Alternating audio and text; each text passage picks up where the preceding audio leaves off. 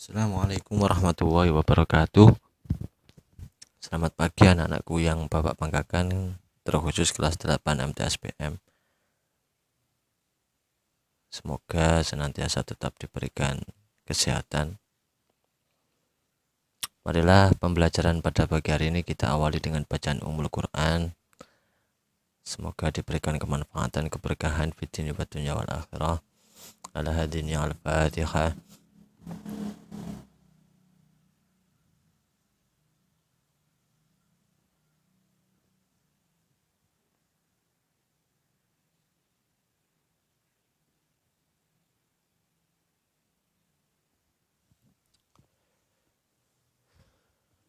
Baiklah,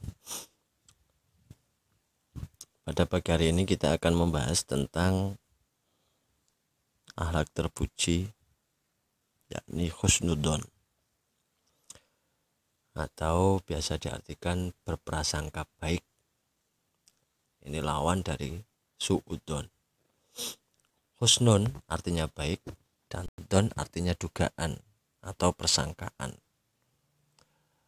Menurut istilah husnudzon adalah pemikiran positif terhadap manusia lain, bahwa setiap manusia itu pasti mempunyai kebaikan yang bermanfaat bagi yang lainnya.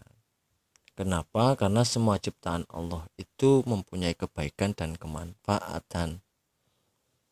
Makanya Rabbana ma khalaqta hadza batila. Jadi yang diciptakan Allah itu tidak ada yang sia-sia. Bahkan nyamuk pun yang sering gigit kamu itu pasti ada hikmahnya. Cuma tidak semua manusia mampu mengetahui kemanfaatan, kebaikan maupun hikmahnya itu sendiri. Husnudzon sendiri dibahas dalam Al-Quran surat Al-Hujurat ayat 12,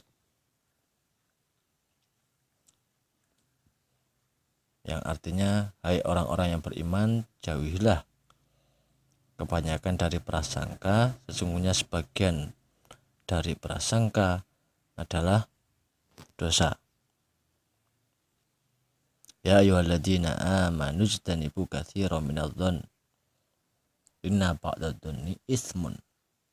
Jadi disinggung dalam Allah, sebagian besar dari prasangka itu adalah dosa. Makanya disuruh menghindari namanya berprasangka, apalagi berprasangka buruk.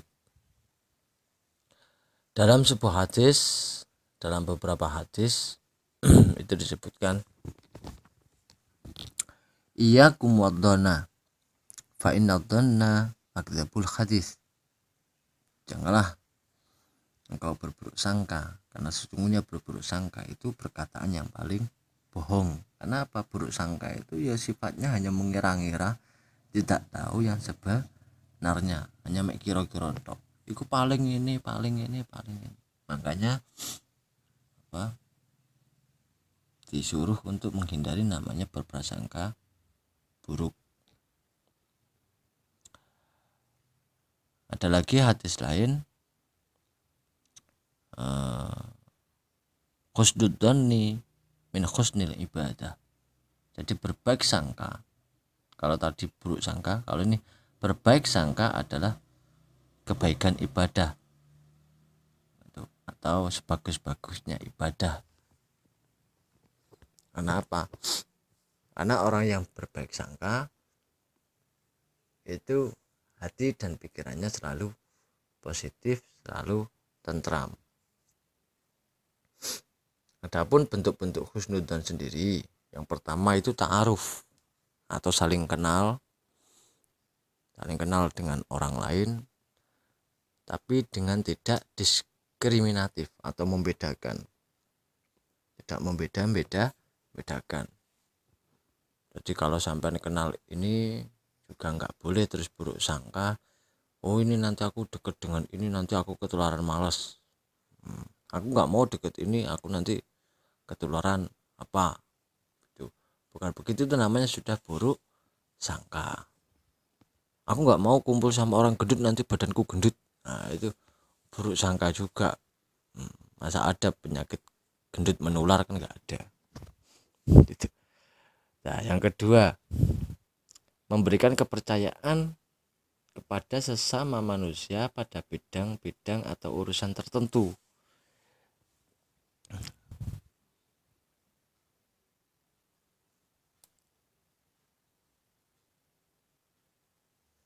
Ya, jadi apa namanya berbaik sangka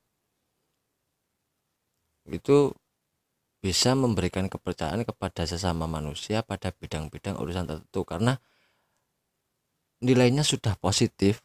Jadi yang diberikan kepada seseorang kepada orang lain itu juga pasti positif.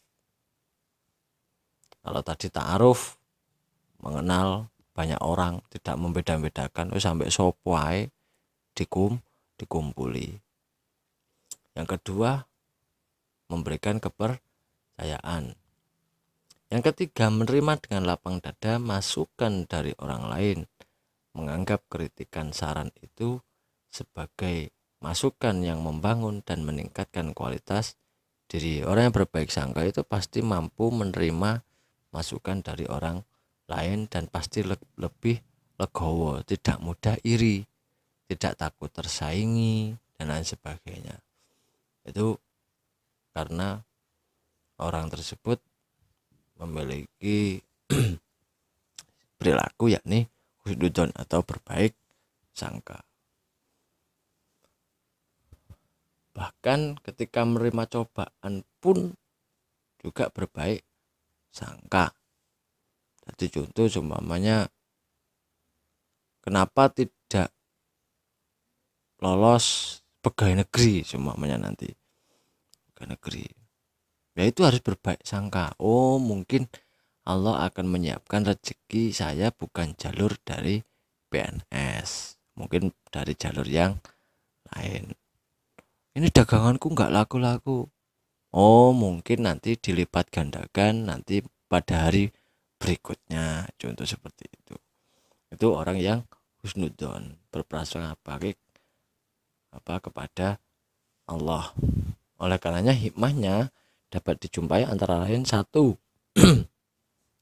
dapat menenteramkan hati, karena perilaku husnudzon itu pasti hatinya tentram gitu, karena nggak ada nilai negatifnya, mikir juga nggak ada negatif, dikit-dikit negatif, hatinya juga tidak berprasangka buruk, suka dendam, iri dan lain sebagainya. Jadi pasti hatinya tentram. Yang kedua, orang yang husnudzon itu memudahkan koordinasi. Jadi sampean bisa berkoordinasi, bekerja sama dengan semua yang ada di sekitar kalian. Yang ketiga, memberikan dorongan kepada orang lain untuk bisa lebih mengembangkan potensi. Jadi karena bisa positive thinking dalam dirinya, oleh karena bisa menggerakkan orang lain untuk bisa lebih mengembangkan potensi dengan dasar-dasar potensi yang dimilikinya, karena dirinya husnudzon, orang lain akan ditulari dasar-dasar untuk bisa husnudzon juga gitu. Makanya kalau dulu orang dibiasakan untuk namanya tombok hati, itu salah satunya adalah kumpul dengan orang-orang yang soleh. Nah, salah satunya ya ini kumpul dengan orang-orang yang berperilaku husnudzon. Kemudian bagaimana cara membiasakan diri berperilaku husnudzon itu sendiri? Yang pertama, satu, tidak mudah menerima berita yang tidak jelas sumber kebenarannya. Ini beda dengan orang yang suudzon. Jadi kalau menerima berita langsung dilek aja, dimakan mentah-mentah tanpa ada cross check dari sumber kebenarannya. Yang kedua, menjalin komunikasi. Dan yang ketiga adalah tabayun jika terdapat berita yang belum jelas kebenarannya. Jadi langsung ditanyakan kepada sumber aslinya, jadi gak langsung diterima. Oleh karenanya di sini kan, apalagi sekarang ini sosmed, banyak sumber-sumber berita yang hoax, jadi yang menipu, banyak gosip dan lain sebagainya, itu belum jelas, belum tentu kebenarannya sudah dimakan mentah tanpa disaring terlebih dahulu, tanpa dilihat indikatornya yang lain dan lain sebagainya. Itu juga perilaku yang salah. Oleh karenanya kita harus senantiasa berpikir positif, karena berpikir positif itu bukan hanya baik untuk dirinya sendiri, tapi juga baik untuk orang lain. Dari kesehatannya juga akan terjaga, karena orang yang husnudzon itu pasti tentram hatinya, tidak dikit-dikit dendam, tidak dikit-dikit sakit hati dan lain sebagainya. Demikianlah penjelasan singkat dari Bapak tentang husnudzon, semoga bermanfaat. Kita akhiri dengan bacaan hamdalah, alhamdulillahirrabbilalamin.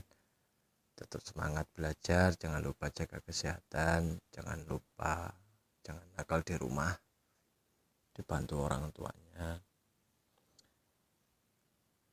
Semoga pertemuan singkat ini membawa kemanfaatan dan keberkahan. Dinas Sholatul Mustaqim. Assalamualaikum warahmatullahi wabarakatuh.